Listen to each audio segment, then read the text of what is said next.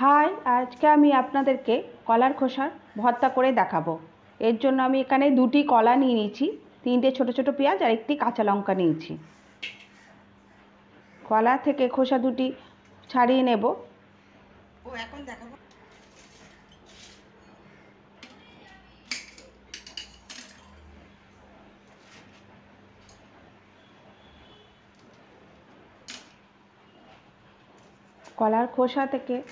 কলা থেকে খোসাগুলি সুন্দর করে ছাড়িয়ে নিয়ে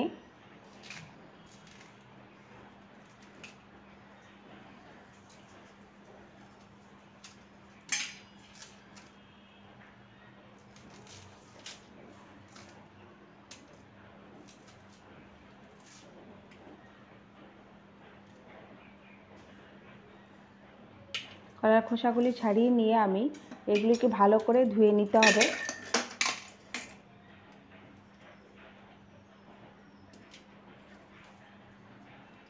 আমি ভালো করে ধুয়ে নিয়েছি। ধুয়ে প্রেসারের মধ্যে দিয়ে আর সামান্য একটু জল দিচ্ছি আর হাফ চামচ মতো লবণ দিয়ে এটি 2-3টি সিটি দিয়ে নেব। প্রেসারের মধ্যে সেদ্ধ করতে বসিয়ে দেবো। এবার বসিয়ে 2-3টে সিটি দিয়ে নেব।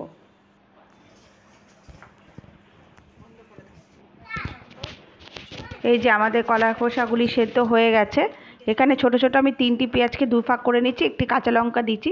ঝালটা আপনারা স্বাদ অনুযায়ী দিতে পারেন, কারণ আমরা একটু ঝালটা কমই খাই।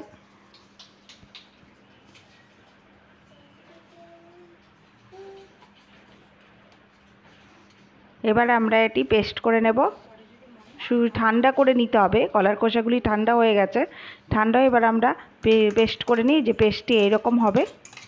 পেস্ট হয়ে গেছে।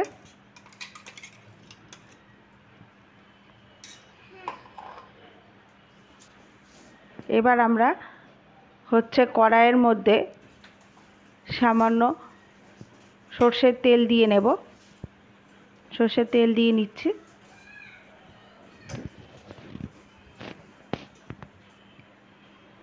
তার মধ্যে আমরা পেস্টটি ছেড়ে দেব। কলার খোসার এই পেস্টগুলি ছেড়ে দেব।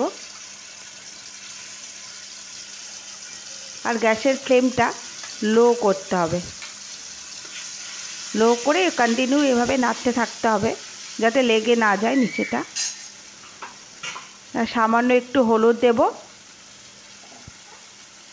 আর 1 চিমটে লবণ দেব, কারণ আমরা খোসাগুলি সেদ্ধ করার সময় আমরা লবণ দিয়েছি। এভাবে কন্টিনিউ নাড়ার পরে এভাবে জলটা শুকিয়ে যাবে। শুকিয়ে গেলে এরকম হতে থাকবে।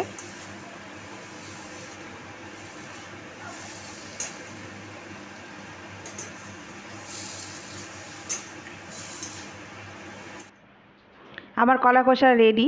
প্লিজ আমার রান্নাটি ভালো লাগলে আমার শেয়ার করুন, লাইক করুন আর সাবস্ক্রাইব করুন। নমস্কার।